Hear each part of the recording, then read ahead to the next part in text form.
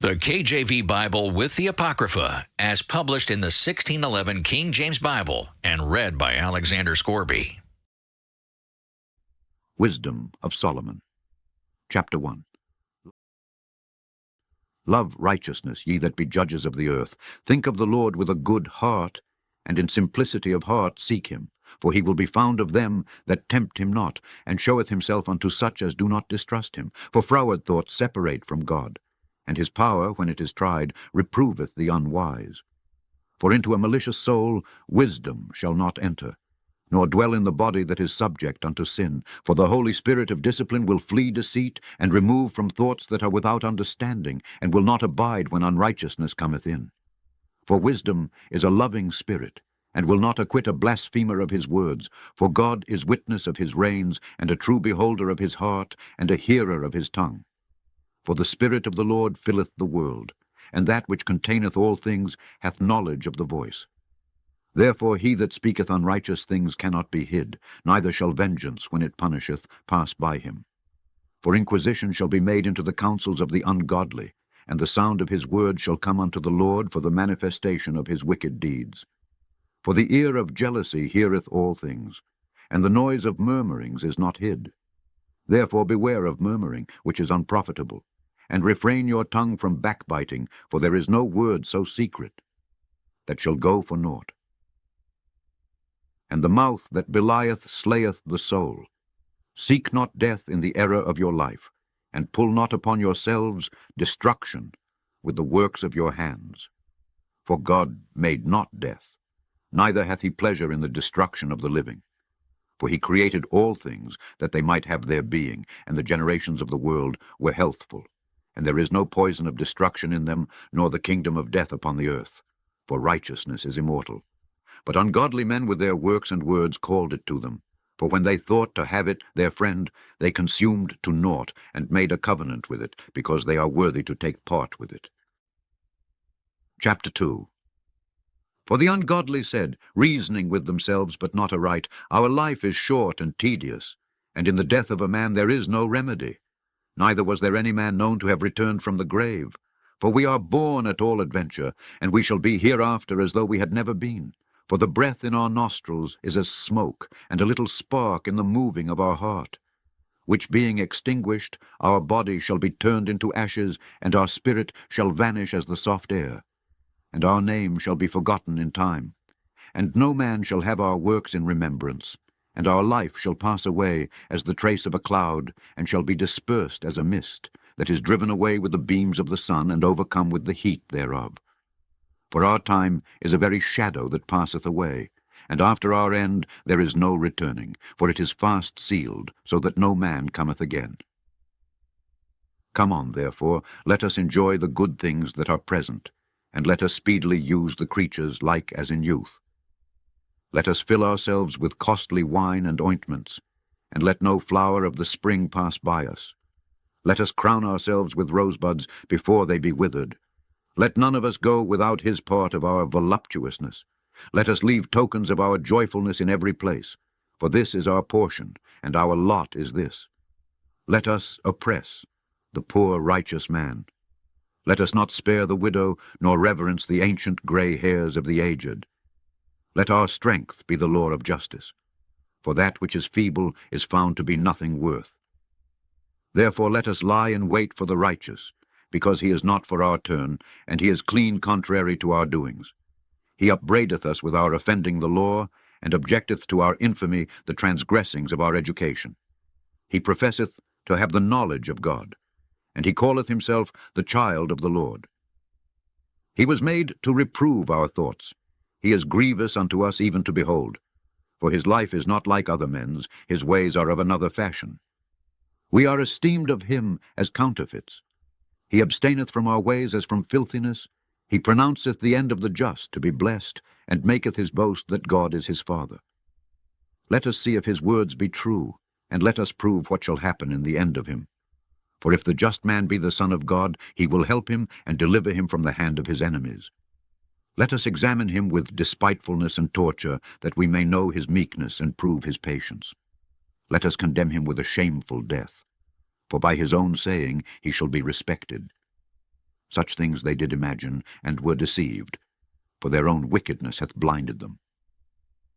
As for the mysteries of God, they knew them not, neither hoped they for the wages of righteousness, nor discerned a reward for blameless souls. For God created man to be immortal, and made him to be an image of his own eternity.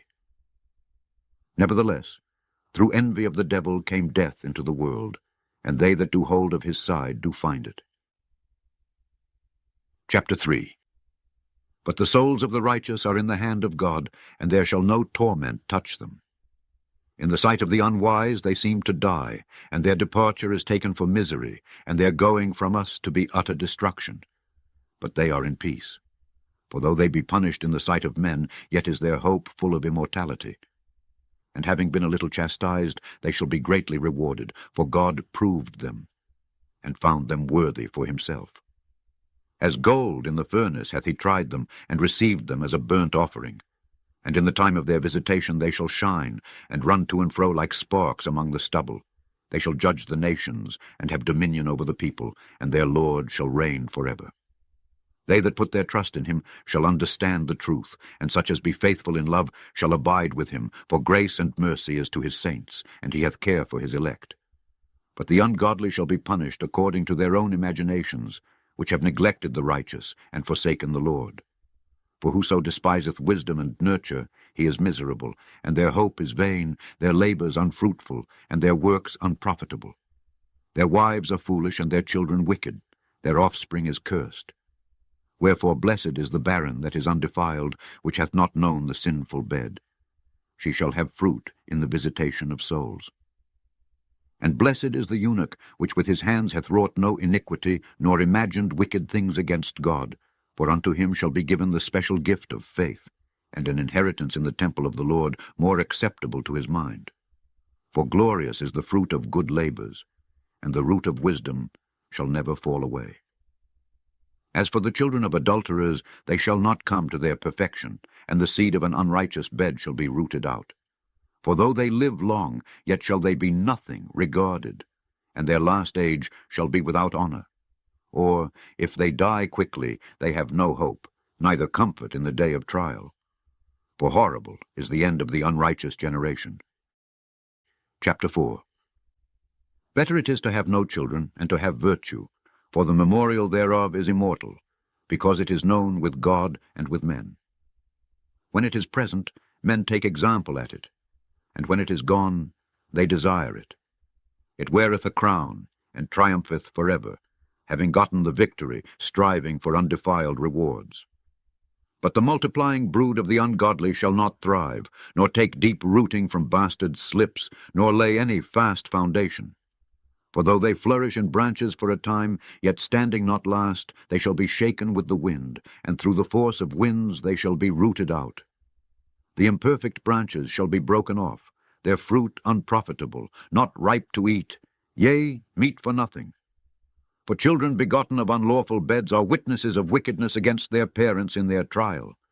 But though the righteous be prevented with death, yet shall he be in rest. For honorable age is not that which standeth in length of time, nor that is measured by number of years. But wisdom is the gray hair unto men, and an unspotted life is old age. He pleased God, and was beloved of him, so that living among sinners he was translated. Yea, speedily was he taken away, lest that wickedness should alter his understanding, or deceit beguile his soul. For the bewitching of naughtiness doth obscure things that are honest, and the wandering of concupiscence doth undermine the simple mind. He, being made perfect in a short time, fulfilled a long time, for his soul pleased the Lord. Therefore hasted he to take him away from among the wicked. This the people saw, and understood it not, neither laid they up this in their minds, that his grace and mercy is with his saints, and that he hath respect unto his chosen. Thus the righteous that is dead shall condemn the ungodly which are living, and youth that is soon perfected the many years and old age of the unrighteous. For they shall see the end of the wise, and shall not understand what God in his counsel hath decreed of him, and to what end the Lord hath set him in safety. They shall see him and despise him, but God shall laugh them to scorn, and they shall hereafter be a vile carcass, and a reproach among the dead forevermore. For he shall rend them, and cast them down headlong, that they shall be speechless. And he shall shake them from the foundation. And they shall be utterly laid waste, and be in sorrow, and their memorial shall perish. And when they cast up the accounts of their sins, they shall come with fear, and their own iniquities shall convince them to their face. Chapter 5. Then shall the righteous man stand in great boldness before the face of such as have afflicted him, and made no account of his labors. When they see it, they shall be troubled with terrible fear, and shall be amazed at the strangeness of his salvation, so far beyond all that they looked for. And they, repenting and groaning for anguish of spirit, shall say within themselves, This was he whom we had sometimes in derision, and a proverb of reproach. We fools accounted his life madness, and his end to be without honor. How is he numbered among the children of God, and his lot is among the saints? Therefore have we erred from the way of truth, and the light of righteousness hath not shined unto us, and the sun of righteousness rose not upon us. We wearied ourselves in the way of wickedness and destruction. Yea, we have gone through deserts, where there lay no way. But as for the way of the Lord, we have not known it. What hath pride profited us? Or what good hath riches with our vaunting brought us? All those things are passed away like a shadow, and as a post that hasted by. And as a ship that passeth over the waves of the water, which when it is gone by, the trace thereof cannot be found, neither the pathway of the keel in the waves. Or as when a bird hath flown through the air, there is no token of her way to be found, but the light air being beaten with the stroke of her wings, and parted with the violent noise and motion of them, is passed through, and therein afterwards no sign where she went is to be found. Or like as when an arrow is shot at a mark, it parteth the air, which immediately cometh together again, so that a man cannot know where it went through. Even so, we in like manner, as soon as we were born, began to draw to our end, and had no sign of virtue to show, but were consumed in our own wickedness. For the hope of the ungodly is like dust that is blown away with the wind, like a thin froth that is driven away with the storm, like as the smoke which is dispersed here and there with a tempest, and passeth away as the remembrance of a guest that tarrieth but a day. But the righteous live forevermore. Their reward also is with the Lord, and the care of them is with the Most High. Therefore shall they receive a glorious kingdom, and a beautiful crown from the Lord's hand. For with his right hand shall he cover them, and with his arm shall he protect them. He shall take to him his jealousy for complete armor, and make the creature his weapon for the revenge of his enemies.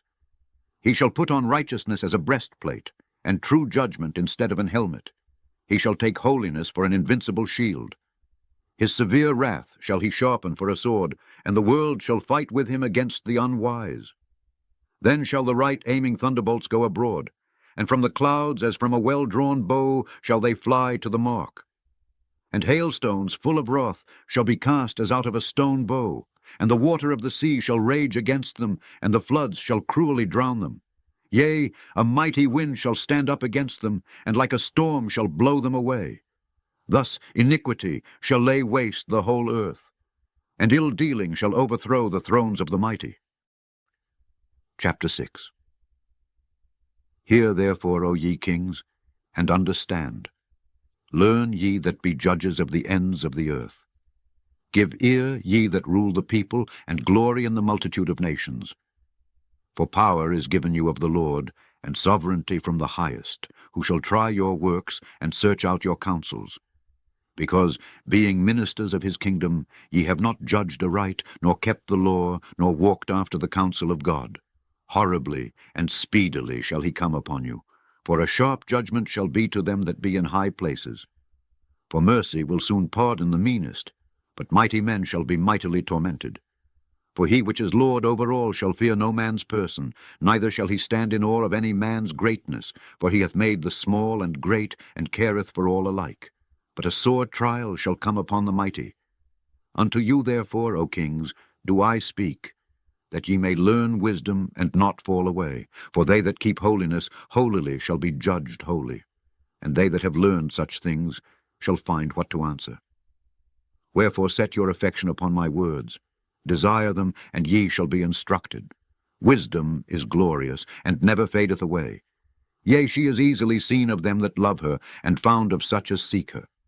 She preventeth them that desire her, in making herself first known unto them. Whoso seeketh her early shall have no great travail, for he shall find her sitting at his doors. To think therefore upon her is perfection of wisdom, and whoso watcheth for her shall quickly be without care. For she goeth about seeking such as are worthy of her, showeth herself favorably unto them in the ways, and meeteth them in every thought. For the very true beginning of her is the desire of discipline, and the care of discipline is love, and love is the keeping of her laws. And the giving heed unto her laws is the assurance of incorruption, and incorruption maketh us near unto God. Therefore the desire of wisdom bringeth to a kingdom. If your delight be then in thrones and scepters, O ye kings of the people, honor wisdom, that ye may reign forevermore. As for wisdom, what she is and how she came up I will tell you, and will not hide mysteries from you, but will seek her out from the beginning of her nativity, and bring the knowledge of her into light, and will not pass over the truth. Neither will I go with consuming envy, for such a man shall have no fellowship with wisdom. But the multitude of the wise is the welfare of the world, and a wise king is the upholding of the people. Receive therefore instruction through my words, and it shall do you good. Chapter 7. I myself also am a mortal man, like to all, and the offspring of him that was first made of the earth, and in my mother's womb was fashioned to be flesh in the time of 10 months, being compacted in blood of the seed of man, and the pleasure that came with sleep. And when I was born, I drew in the common air, and fell upon the earth, which is of like nature, and the first voice which I uttered was crying, as all others do. I was nursed in swaddling clothes, and that with cares. For there is no king that had any other beginning of birth. For all men have one entrance into life, and the like going out. Wherefore I prayed, and understanding was given me. I called upon God, and the spirit of wisdom came to me. I preferred her before scepters and thrones, and esteemed riches nothing in comparison of her. Neither compared I unto her any precious stone, because all gold in respect of her is as a little sand, and silver shall be counted as clay before her. I loved her above health and beauty, and chose to have her instead of light, for the light that cometh from her never goeth out. All good things together came to me with her, and innumerable riches in her hands. And I rejoiced in them all, because wisdom goeth before them. And I knew not that she was the mother of them. I learned diligently, and do communicate her liberally. I do not hide her riches.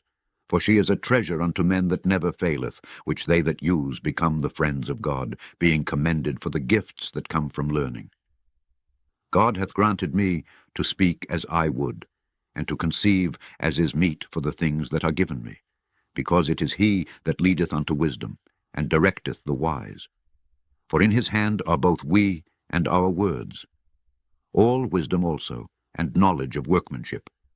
For he hath given me certain knowledge of the things that are, namely, to know how the world was made, and the operation of the elements, the beginning, ending, and midst of the times, the alterations of the turning of the sun, and the change of seasons, the circuits of years, and the positions of stars, the natures of living creatures, and the furies of wild beasts, the violence of winds, and the reasonings of men, the diversities of plants, and the virtues of roots, and all such things as are either secret or manifest, them I know. For wisdom, which is the worker of all things, taught me, for in her is an understanding spirit holy, one only, manifold, subtle, lively, clear, undefiled, plain, not subject to hurt, loving the thing that is good quick, which cannot be letted, ready to do good, kind to man, steadfast, sure, free from care, having all power, overseeing all things, and going through all understanding, pure and most subtle spirits. For wisdom is more moving than any motion. She passeth and goeth through all things by reason of her pureness, for she is the breath of the power of God, and a pure influence flowing from the glory of the Almighty. Therefore can no defiled thing fall into her. For she is the brightness of the everlasting light, the unspotted mirror of the power of God, and the image of his goodness. And being but one, she can do all things. And remaining in herself, she maketh all things new, and in all ages entering into holy souls, she maketh them friends of God and prophets. For God loveth none but him that dwelleth with wisdom, for she is more beautiful than the sun, and above all the order of stars. Being compared with the light, she is found before it. For after this cometh night, but vice shall not prevail against wisdom. Chapter 8. Wisdom reacheth from one end to another mightily, and sweetly doth she order all things. I loved her, and sought her out from my youth. I desired to make her my spouse, and I was a lover of her beauty, in that she is conversant with God. She magnifieth her nobility. Yea, the Lord of all things himself loved her. For she is privy to the mysteries of the knowledge of God, and a lover of his works. If riches be a possession to be desired in this life, what is richer than wisdom that worketh all things? And if prudence work, who of all that are is a more cunning workman than she? And if a man love righteousness, her labors are virtues, for she teacheth temperance and prudence, justice and fortitude, which are such things as men can have nothing more profitable in their life. If a man desire much experience, she knoweth things of old, and conjectureth aright what is to come. She knoweth the subtleties of speeches, and can expound dark sentences. She foreseeth signs and wonders, and the events of seasons and times. Therefore I purpose to take her to me to live with me, knowing that she would be a counselor of good things, and a comfort in cares and grief. For her sake I shall have estimation among the multitude, and honor with the elders, though I be young. I shall be found of a quick conceit in judgment, and shall be admired in the sight of great men. When I hold my tongue, they shall bide my leisure, and when I speak, they shall give good ear unto me. If I talk much, they shall lay their hands upon their mouth. Moreover, by the means of her I shall obtain immortality, and leave behind me an everlasting memorial to them that come after me. I shall set the people in order, and the nations shall be subject unto me. Horrible tyrants shall be afraid when they do but hear of me. I shall be found good among the multitude, and valiant in war. After I am come into mine house, I will repose myself with her, for her conversation hath no bitterness, and to live with her hath no sorrow, but mirth and joy. Now, when I considered these things in myself, and pondered them in my heart, how that to be allied unto wisdom is immortality, and great pleasure it is to have her friendship, and in the works of her hands are infinite riches, and in the exercise of conference with her prudence, and in talking with her a good report. I went about seeking how to take her to me, for I was a witty child, and had a good spirit. Yea, rather, being good, I came into a body undefiled. Nevertheless, when I perceived that I could not otherwise obtain her, except God gave her me, and that was a point of wisdom also, to know whose gift she was, I prayed unto the Lord, and besought him, and with my whole heart I said, Chapter 9. O God of my fathers, and Lord of mercy, who hast made all things with thy word, and ordained man through thy wisdom, that he should have dominion over the creatures which thou hast made, and order the world according to equity and righteousness, and execute judgment with an upright heart. Give me wisdom that sitteth by thy throne, and reject me not from among thy children, for I thy servant and son of thine handmaid am a feeble person, and of a short time, and too young for the understanding of judgment and laws. For though a man be never so perfect among the children of men, yet if thy wisdom be not with him, he shall be nothing regarded. Thou hast chosen me to be a king of thy people, and a judge of thy sons and daughters. Thou hast commanded me to build a temple upon thy holy mount, and an altar in the city wherein thou dwellest, a resemblance of the holy tabernacle, which thou hast prepared from the beginning. And wisdom was with thee, which knoweth thy works, and was present when thou madest the world, and knew what was acceptable in thy sight, and right in thy commandments. O send her out of thy holy heavens, and from the throne of thy glory, that being present she may labor with me, that I may know what is pleasing unto thee. For she knoweth and understandeth all things, and she shall lead me soberly in my doings, and preserve me in her power. So shall my works be acceptable, and then shall I judge thy people righteously, and be worthy to sit in my Father's seat. For what man is he that can know the counsel of God? Or who can think what the will of the Lord is? For the thoughts of mortal men are miserable, and our devices are but uncertain. For the corruptible body presseth down the soul, and the earthy tabernacle weigheth down the mind, that museth upon many things. And hardly do we guess aright at things that are upon earth, and with labor do we find the things that are before us. But the things that are in heaven, who hath searched out? And thy counsel who hath known, except thou give wisdom, and send thy Holy Spirit from above? For so the ways of them which lived on the earth were reformed, and men were taught the things that are pleasing unto thee, and were saved through wisdom. Chapter 10. She preserved the first formed father of the world, that was created alone, and brought him out of his fall, and gave him power to rule all things. But when the unrighteous went away from her in his anger, he perished also in the fury wherewith he murdered his brother. For whose cause the earth being drowned with the flood, wisdom again preserved it, and directed the course of the righteous in a piece of wood of small value. 5.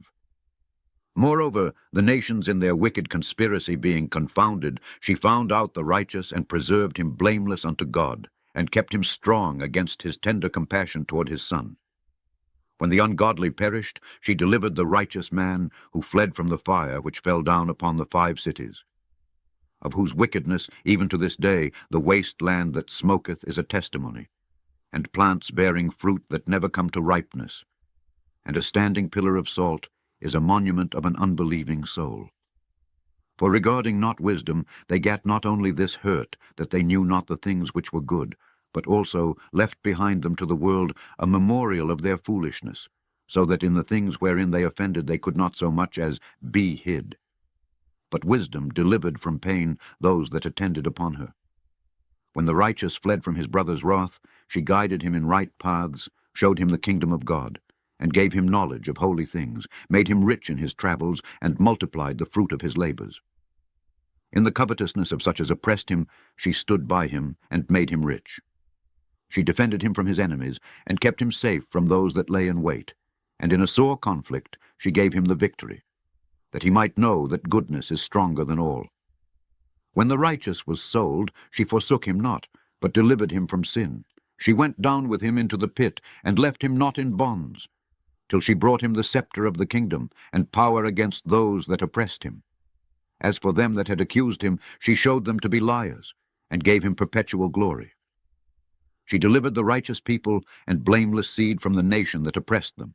She entered into the soul of the servant of the Lord, and withstood dreadful kings in wonders and signs, rendered to the righteous a reward of their labors, guided them in a marvelous way, and was unto them for a cover by day, and a light of stars in the night season, brought them through the Red Sea, and led them through much water.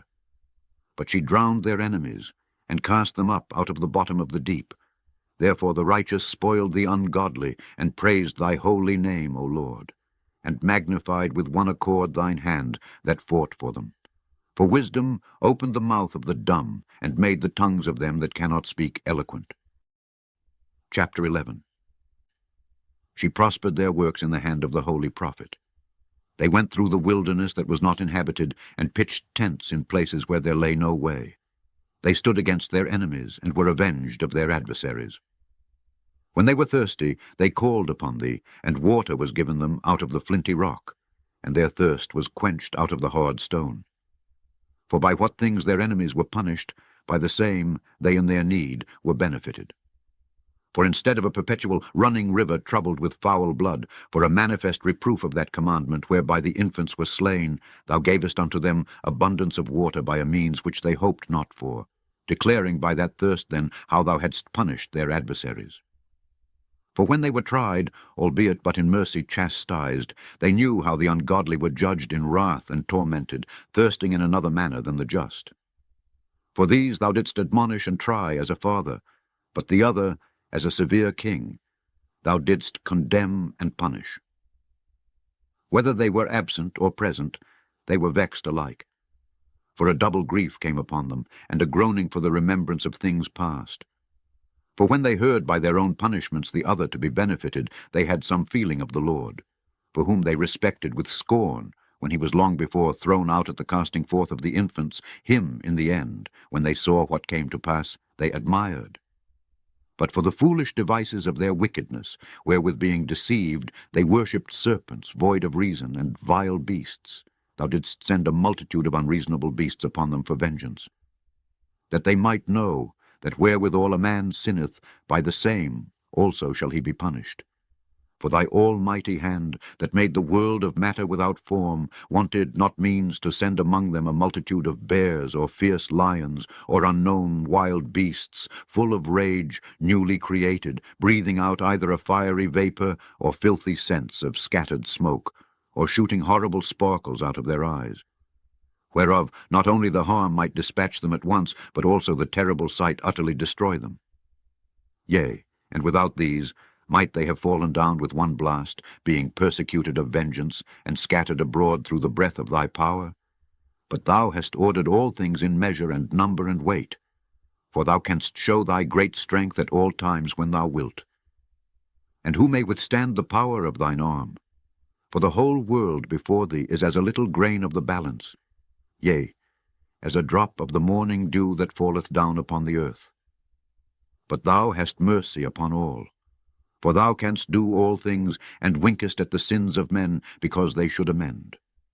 For thou lovest all the things that are, and abhorrest nothing which thou hast made. For never wouldest thou have made anything, if thou hadst hated it. And how could anything have endured if it had not been thy will, or been preserved if not called by thee? But thou sparest all, for they are thine, O Lord, thou lover of souls. Chapter 12. For thine incorruptible spirit is in all things. Therefore chastenest thou them by little and little that offend, and warnest them by putting them in remembrance wherein they have offended, that leaving their wickedness they may believe on thee, O Lord. For it was thy will to destroy by the hands of our fathers both those old inhabitants of thy holy land, whom thou hatedst for doing most odious works of witchcrafts and wicked sacrifices, and also those merciless murderers of children, and devourers of man's flesh, and the feasts of blood, with their priests out of the midst of their idolatrous crew, and the parents, that killed with their own hands souls destitute of help, that the land which thou esteemedst above all other might receive a worthy colony of God's children. Nevertheless, even those thou sparedst as men, and didst send wasps, forerunners of thine host, to destroy them by little and little. Not that thou wast unable to bring the ungodly under the hand of the righteous in battle, or to destroy them at once with cruel beasts, or with one rough word. But executing thy judgments upon them by little and little, thou gavest them place of repentance, not being ignorant that they were a naughty generation, and that their malice was bred in them, and that their cogitation would never be changed. For it was a cursed seed from the beginning. Neither didst thou, for fear of any man, give them pardon for those things wherein they sinned. For who shall say, What hast thou done? Or who shall withstand thy judgment? Or who shall accuse thee for the nations that perish, whom thou made? Or who shall come to stand against thee, to be revenged for the unrighteous men? For neither is there any God but thou that careth for all, to whom thou mightest show that thy judgment is not unright. Neither shall king or tyrant be able to set his face against thee for any whom thou hast punished. Forsomuch then as thou art righteous thyself, thou orderest all things righteously, thinking it not agreeable with thy power to condemn him that hath not deserved to be punished. For thy power is the beginning of righteousness, and because thou art the Lord of all, it maketh thee to be gracious unto all. For when men will not believe that thou art of a full power, thou showest thy strength, and among them that know it, thou makest their boldness manifest. But thou, mastering thy power, judgest with equity, and orderest us with great favor, for thou mayest use power when thou wilt.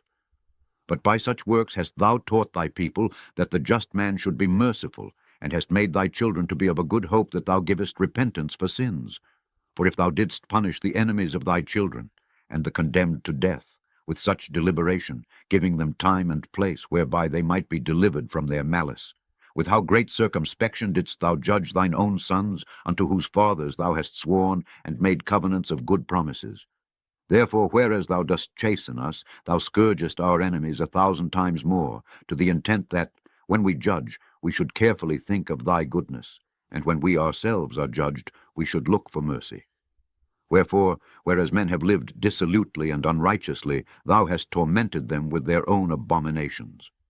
For they went astray very far in the ways of error, and held them for gods, which even among the beasts of their enemies were despised, being deceived as children of no understanding. Therefore unto them, as to children without the use of reason, thou didst send a judgment to mock them. But they that would not be reformed by that correction wherein he dallied with them shall feel a judgment worthy of God. For look, for what things they grudged when they were punished, that is, for them whom they thought to be gods. Now being punished in them, when they saw it, they acknowledged him to be the true God, whom before they denied to know, and therefore came extreme damnation upon them. Chapter 13. Surely vain are all men by nature who are ignorant of God, and could not out of the good things that are seen know him that is. Neither by considering the works did they acknowledge the workmaster, but deemed either fire, or wind, or the swift air, or the circle of the stars, or the violent water, or the lights of heaven, to be the gods which govern the world. With whose beauty, if they being delighted, took them to be gods, let them know how much better the Lord of them is. For the first author of beauty hath created them. But if they were astonished at their power and virtue, let them understand by them how much mightier he is that made them. For by the greatness and beauty of the creatures proportionably the Maker of them is seen. But yet for this they are the less to be blamed. For they peradventure err, seeking God and desirous to find him. For being conversant in his works, they search him diligently, and believe their sight, because the things are beautiful that are seen. Howbeit, neither are they to be pardoned. For if they were able to know so much that they could aim at the world, how did they not sooner find out the Lord thereof? But miserable are they, and in dead things is their hope, who call them gods, which are the works of men's hands, gold and silver, to show art in, and resemblances of beasts, or a stone good for nothing, the work of an ancient hand. Now a carpenter that felleth timber, after he hath sawn down a tree meet for the purpose, and taken off all the bark skilfully round about, and hath wrought it handsomely, and made a vessel thereof fit for the service of man's life. And after spending the refuse of his work to dress his meat, hath filled himself. And taking the very refuse among those which served to no use, being a crooked piece of wood and full of knots, hath carved it diligently when he had nothing else to do, and formed it by the skill of his understanding, and fashioned it to the image of a man, or made it like some vile beast, laying it over with vermilion, and with paint colouring it red, and covering every spot therein. And when he had made a convenient room for it, set it in a wall, and made it fast with iron. For he provided for it that it might not fall, knowing that it was unable to help itself, for it is an image, and hath need of help. Then maketh he prayer for his goods, for his wife and children, and is not ashamed to speak to that which hath no life. For health he calleth upon that which is weak. For life prayeth to that which is dead. For aid humbly beseecheth that which hath least means to help. And for a good journey he asketh of that which cannot set a foot forward. And for gaining and getting, and for good success of his hands, asketh ability to do of him that is most unable to do anything. Chapter 14. Again, one preparing himself to sail, and about to pass through the raging waves, calleth upon a piece of wood more rotten than the vessel that carrieth him. For verily desire of gain devised that, and the workman built it by his skill. But thy providence, O Father, governeth it, for thou hast made a way in the sea, and a safe path in the waves, showing that thou canst save from all danger, yea, though a man went to sea without art. Nevertheless, thou wouldest not that the works of thy wisdom should be idle, and therefore do men commit their lives to a small piece of wood, and passing the rough sea in a weak vessel are saved. For in the old time also, when the proud giants perished, the hope of the world, governed by thy hand, escaped in a weak vessel, and left to all ages a seed of generation. For blessed is the wood, whereby righteousness cometh, but that which is made with hands is cursed, as well it as he that made it, he because he made it, and it because, being corruptible, it was called God. For the ungodly and his ungodliness are both alike hateful unto God. for that which is made shall be punished together with him that made it. Therefore even upon the idols of the Gentiles shall there be a visitation, because in the creature of God they are become an abomination, and stumbling blocks to the souls of men, and a snare to the feet of the unwise. For the devising of idols was the beginning of spiritual fornication, and the invention of them the corruption of life. For neither were they from the beginning, neither shall they be forever. For by the vain glory of men they entered into the world, and therefore shall they come shortly to an end. For a father afflicted with untimely mourning, when he hath made an image of his child soon taken away, now honoured him as a god, which was then a dead man, and delivered to those that were under him ceremonies and sacrifices.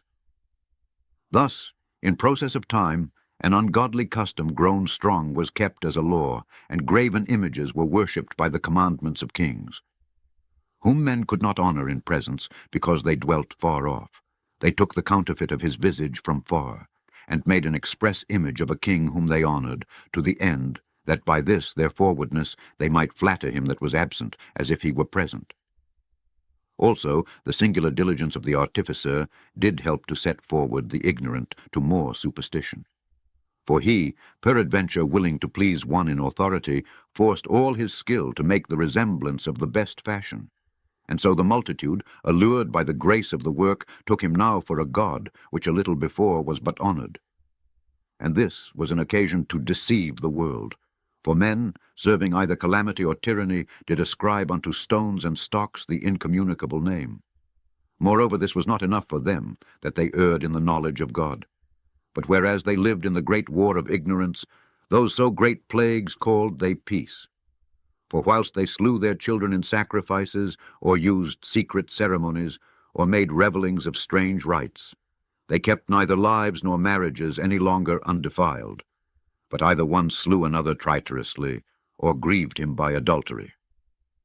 So that there reigned in all men without exception blood, manslaughter, theft, and dissimulation, corruption, unfaithfulness, tumults, perjury, disquieting of good men, forgetfulness of good turns, defiling of souls, changing of kind, disorder in marriages, adultery, and shameless uncleanness. For the worshipping of idols not to be named is the beginning, the cause, and the end of all evil. For either they are mad when they be merry, or prophesy lies, or live unjustly, or else lightly forswear themselves. For insomuch as their trust is in idols, which have no life, though they swear falsely, yet they look not to be hurt. Howbeit for both causes shall they be justly punished, both because they thought not well of God, giving heed unto idols, and also unjustly swore in deceit, despising holiness. For it is not the power of them by whom they swear, but it is the just vengeance of sinners that punisheth always the offense of the ungodly. Chapter 15. But thou, O God, art gracious and true, long-suffering, and in mercy ordering all things. For if we sin, we are thine, knowing thy power. But we will not sin, knowing that we are counted thine. For to know thee is perfect righteousness, yea, to know thy power is the root of immortality. For neither did the mischievous invention of men deceive us, nor an image spotted with divers colours, the painter's fruitless labour. The sight whereof enticeth fools to lust after it, and so they desire the form of a dead image, that hath no breath. Both they that make them, they that desire them, and they that worship them, are lovers of evil things, and are worthy to have such things to trust upon. For the potter, tempering soft earth, fashioneth every vessel with much labour for our service. Yea, of the same clay he maketh both the vessels that serve for clean uses, and likewise also all such as serve to the contrary. But what is the use of either sort, the potter himself is the judge.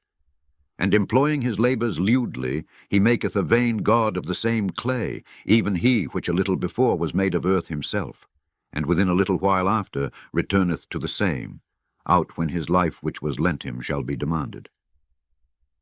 Notwithstanding his care is, not that he shall have much labour, nor that his life is short, but striveth to excel goldsmiths and silversmiths, and endeavoureth to do like the workers in brass, and counteth it his glory to make counterfeit things.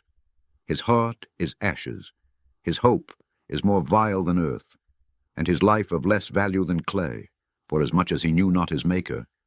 and him that inspired into him an active soul, and breathed in a living spirit. But they counted our life a pastime, and our time here a market for gain, for, say they, we must be getting every way, though it be by evil means. For this man, that of earthly matter, maketh brittle vessels and graven images, knoweth himself to offend above all others. And all the enemies of thy people, that hold them in subjection, are most foolish, and are more miserable than very babes. For they counted all the idols of the heathen to be gods, which neither have the use of eyes to see, nor noses to draw breath, nor ears to hear, nor fingers of hands to handle. And as for their feet, they are slow to go. For man made them, and he that borrowed his own spirit fashioned them. But no man can make a god like unto himself. For being mortal, he worketh a dead thing with wicked hands. For he himself is better than the things which he worshippeth, whereas he lived once, but they never. Yea, they worship those beasts also that are most hateful, for being compared together, some are worse than others. Neither are they beautiful, so much as to be desired in respect of beasts, but they went without the praise of God and his blessing. Chapter 16. Therefore by the like were they punished worthily, and by the multitude of beasts tormented. Instead of which punishment, dealing graciously with thine own people, thou preparedst for them meat of a strange taste, even quails to stir up their appetite. To the end that they, desiring food, might for the ugly sight of the beasts sent among them, loathe even that, which they must needs desire. But these, suffering penury for a short space, might be made partakers of a strange taste. For it was requisite that upon them exercising tyranny should come penury, which they could not avoid, but to these it should only be showed how their enemies were tormented. For when the horrible fierceness of beasts came upon these, and they perished with the stings of crooked serpents, thy wrath endured not forever. But they were troubled for a small season, that they might be admonished, having a sign of salvation, to put them in remembrance of the commandment of thy law. For he that turned himself toward it was not saved by the thing that he saw, but by thee that art the Saviour of all. And in this thou madest thine enemies confess, that it is thou who deliverest from all evil.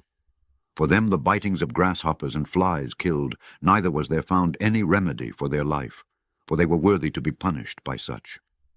But thy sons not the very teeth of venomous dragons overcame, for thy mercy was ever by them, and healed them, for they were pricked, that they should remember thy words, and were quickly saved, that not falling into deep forgetfulness, they might be continually mindful of thy goodness. For it was neither herb nor mollifying plaister that restored them to health, but thy word, O Lord, which healeth all things. For thou hast power of life and death. Thou leadest to the gates of hell, and bringest up again. A man indeed killeth through his malice, and the spirit, when it is gone forth, returneth not, neither the soul received up cometh again. But it is not possible to escape thine hand. For the ungodly that denied to know thee were scourged by the strength of thine arm. With strange rains, hails, and showers were they persecuted, that they could not avoid, and through fire were they consumed. For which is most to be wondered at, the fire had more force in the water that quencheth all things, for the world fighteth for the righteous. For some time the flame was mitigated, that it might not burn up the beasts that were sent against the ungodly, but themselves might see and perceive that they were persecuted with the judgment of God.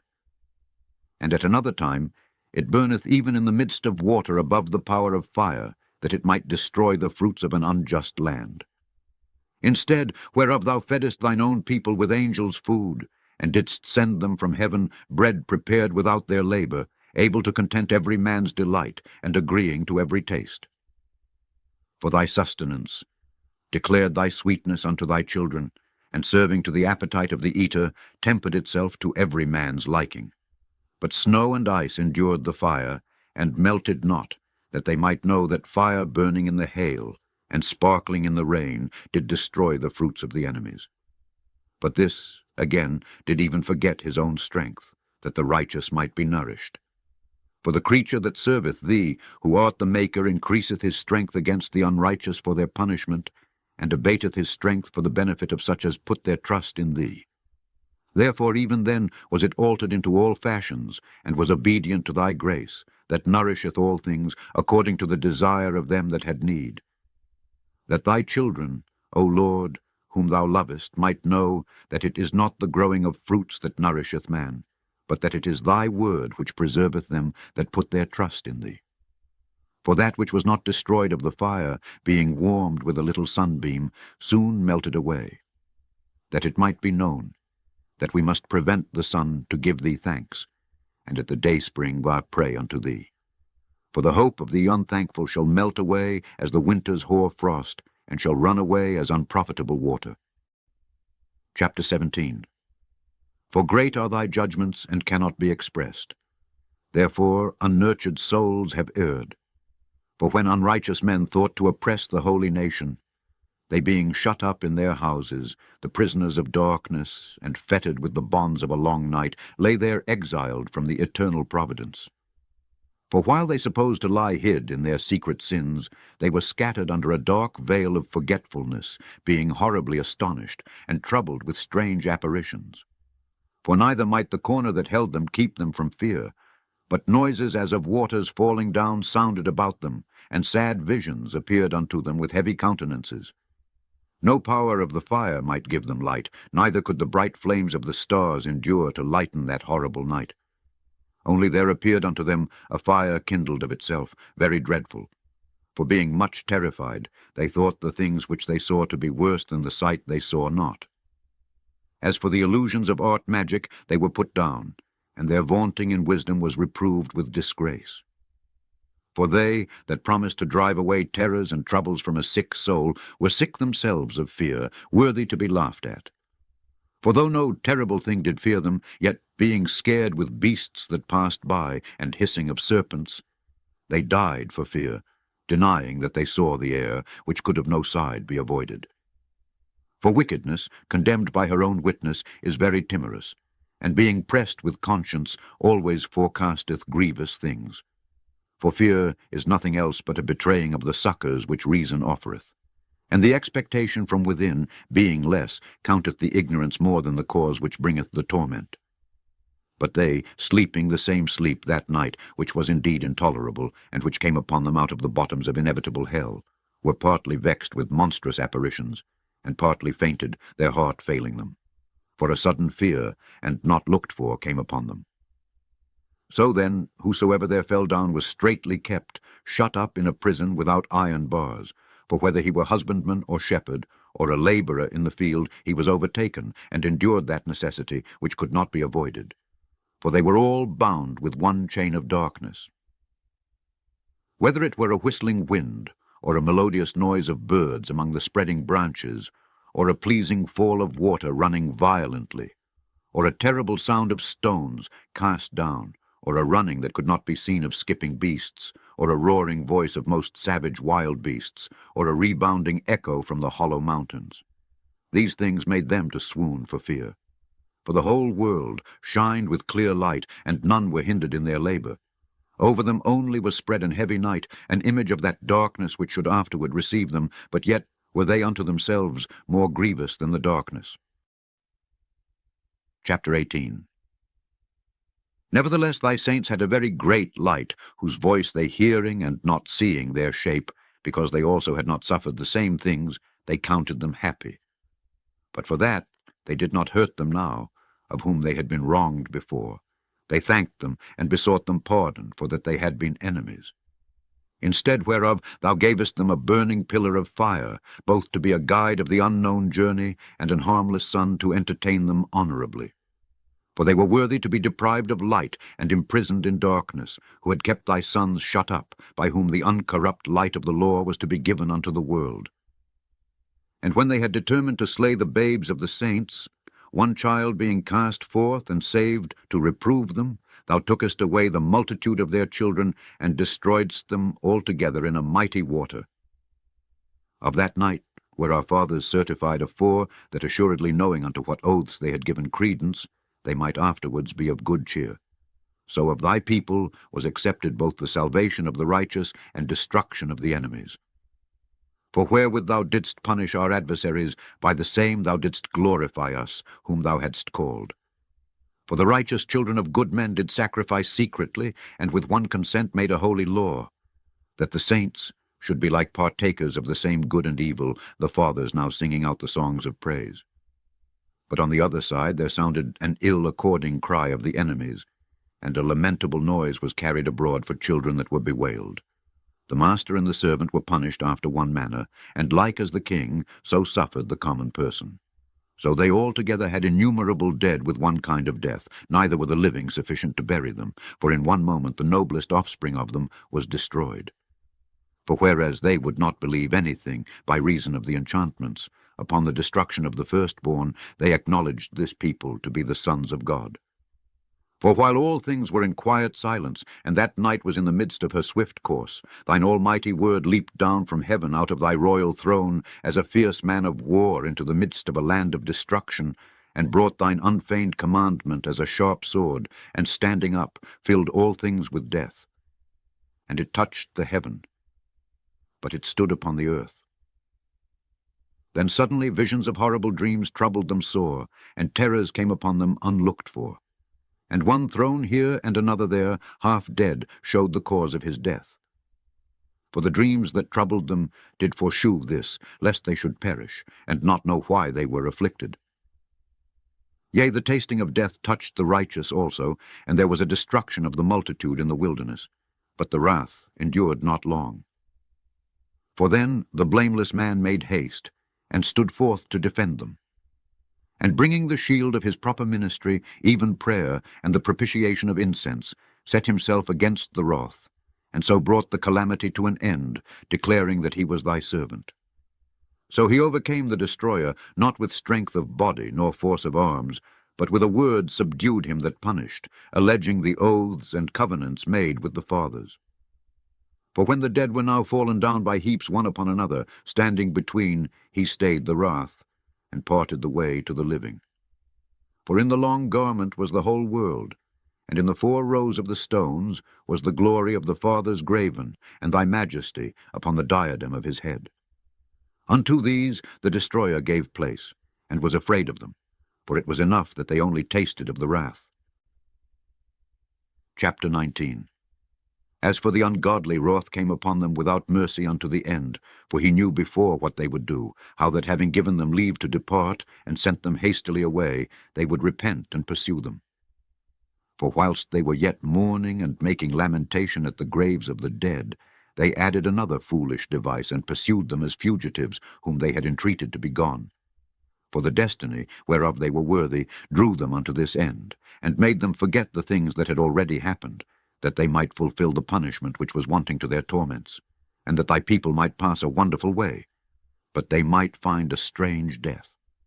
For the whole creature in his proper kind was fashioned again anew, serving the peculiar commandments that were given unto them, that thy children might be kept without hurt, as namely a cloud shadowing the camp.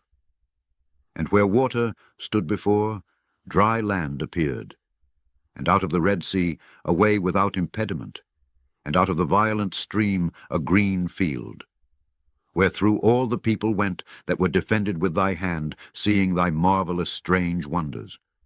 For they went at large like horses, and leaped like lambs, praising thee, O Lord, who hadst delivered them. For they were yet mindful of the things that were done while they sojourned in the strange land, how the ground brought forth flies instead of cattle, and how the river cast up a multitude of frogs instead of fishes. But afterwards they saw a new generation of fowls, when, being led with their appetite, they asked delicate meats. For quails came up unto them from the sea for their contentment. And punishments came upon the sinners, not without former signs by the force of thunders, for they suffered justly according to their own wickedness, insomuch as they used a more hard and hateful behavior toward strangers. For the Sodomites did not receive those whom they knew not when they came, but these brought friends into bondage, that had well deserved of them. And not only so, but peradventure some respect shall be had of those, because they used strangers not friendly. But these very grievously afflicted them, whom they had received with feastings, and were already made partakers of the same laws with them. Therefore even with blindness were these stricken, as those were at the doors of the righteous man, when, being compassed about with horrible great darkness, every one sought the passage of his own doors. For the elements were changed in themselves by a kind of harmony, like as in a psaltery notes change the name of the tune, and yet are always sounds. which may well be perceived by the sight of the things that have been done. For earthly things were turned into watery, and the things that before swam in the water now went upon the ground. The fire had power in the water, forgetting his own virtue, and the water forgat his own quenching nature. On the other side, the flames wasted not the flesh of the corruptible living things, though they walked therein, neither melted they the icy kind of heavenly meat that was of nature apt to melt. For in all things, O Lord, thou didst magnify thy people and glorify them, neither didst thou lightly regard them, but didst assist them in every time and place. The end of Wisdom of Solomon.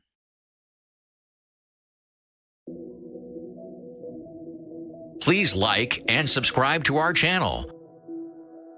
Click the playlist link above to hear the KJV Bible with the Apocrypha read by Alexander Scourby. Save the playlist link for instant access and share it with others.